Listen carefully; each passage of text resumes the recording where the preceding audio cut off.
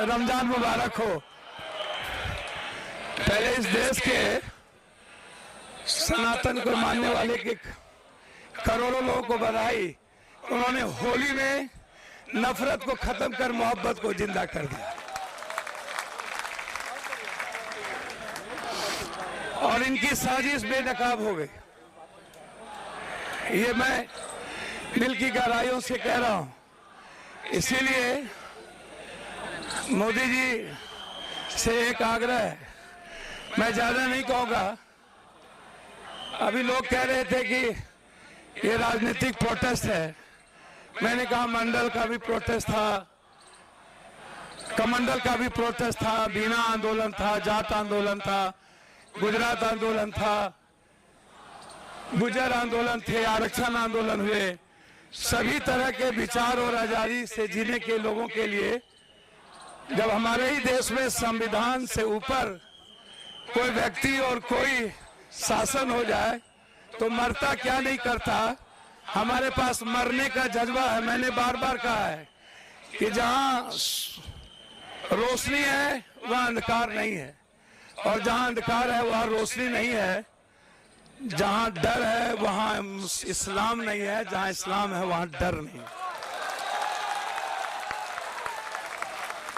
मैं बहुत बात नहीं कहूंगा क्योंकि फिर कोई कुछ हो बोल देगा मेरे बारे में, बोलेगा हम मुसलमान की भाषा अच्छी बात करते हैं और सच्चाई के साथ बोलते हैं, भीतर कुछ भी नहीं रहता।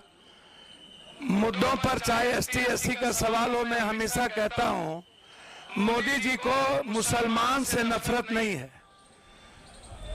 अरब में जाके वो सिर झुकाते हैं, महबूबा साहब से वो मोहब्बत करते हैं, गल्फ कंट्री से वो भीख मांगते हैं और बांग्लादेश से माफी मांगते हैं, और हिंदुस्तान के मुसलमान से इतना मोहब्बत करते हैं कि वो अपनी सियासत को जिंदा रखते हैं।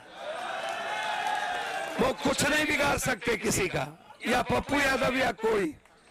एक चींटी भी एक छोटा सी जाति है, उसको भी कोई कुछ नहीं कर सकता।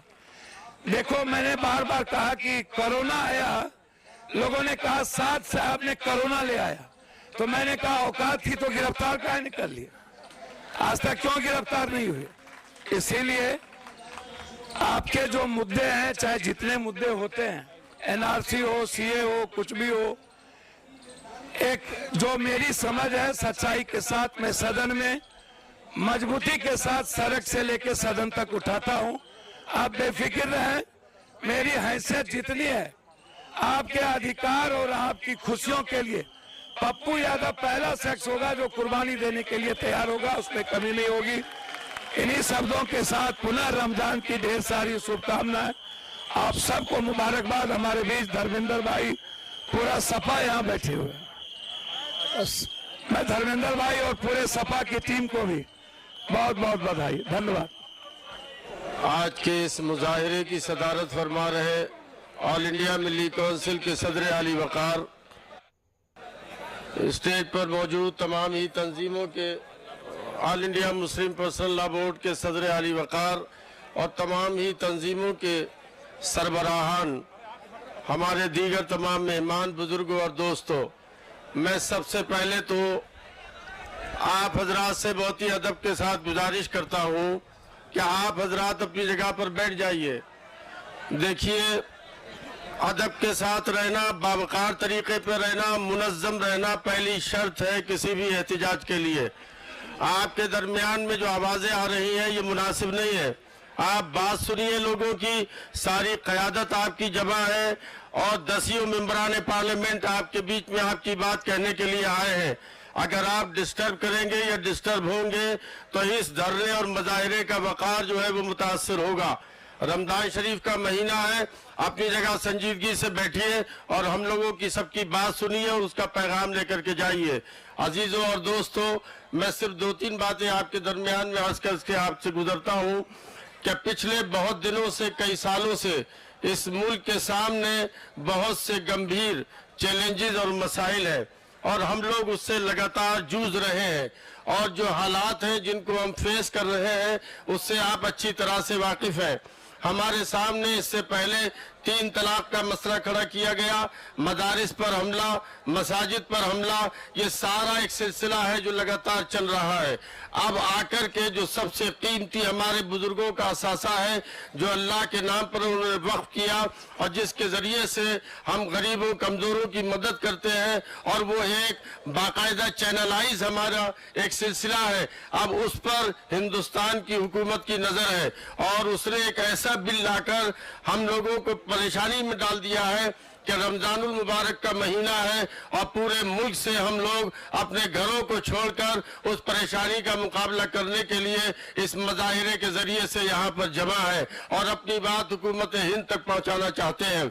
आप देख रहे हैं कि मसला हमसे रिलेटेड है, लेकिन इसको इस तरह से पेश किया जाता है हमारी डिमांड हुकूमत हिंद से है, हमारे और हुकूमत के बीच का मामला है। लेकिन भला करें बाज़ मीडिया के लोग इसको इस तरह से पेश करते हैं कि खुदा न खास्ता मुसलमान की लड़ाई इस मुल्क में अक्सरियती तबके के खिलाफ लड़ रहे हैं या किसी और दूसरे मजहब के लोगों के खिलाफ खड़े हो गए हैं। ऐसा नहीं है, ये क्लियर बात है कि वक्फ का मसला हमसे रिलेटेड है और हुकूमत से हमारा इख्तिलाफ है जो वो वक्फ बिल लाना चाहती है। हम उसका विरोध कर रहे हैं, उसको रिजेक्ट करने की आवाज उठा रहे हैं। और आज ये बात हमारे मुजाहिरे से साबित होगी कि वक्फ एक्ट के सिलसिले में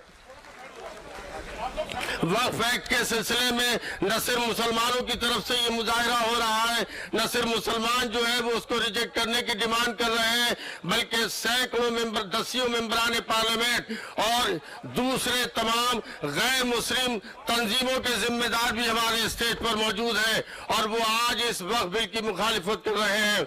मैं सिर्फ आपसे 2 बातें कह के गुजरता हूं, आपको बहुत से लोगों की बातें सुननी होंगी कि हम इस वक्फ बिल को किसी भी हालत में मंजूर नहीं करेंगे। आप नारा लगाइए मेरे साथ और कहिए कि ये वक्फ तरमीमी बिल वापस लीजिए।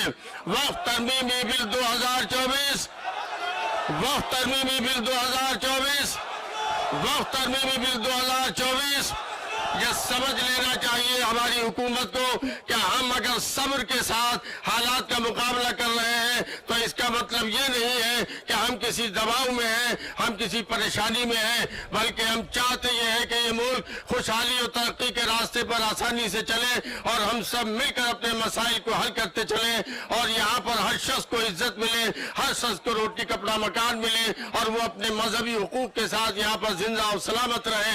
ये हमारा मुतालबा, ये हमारी कोशिश है। आज का ये मुजाहिरा आपको एक नया पैगाम देगा और लगता ये है कि अगर ये बिल वापस नहीं हुआ तो हमें जमहूरी अंदाज में पुरअमन तरीके पर दस्तूर की रोशनी में रहकर अपनी लड़ाई को लंबे तरीके पर लड़ना पड़ेगा। लेकिन मैं एक पैगाम चंद शेरों के जरिए आपसे कह कर के हटता हूँ कि हिम्मत और हौसले के साथ रहिए।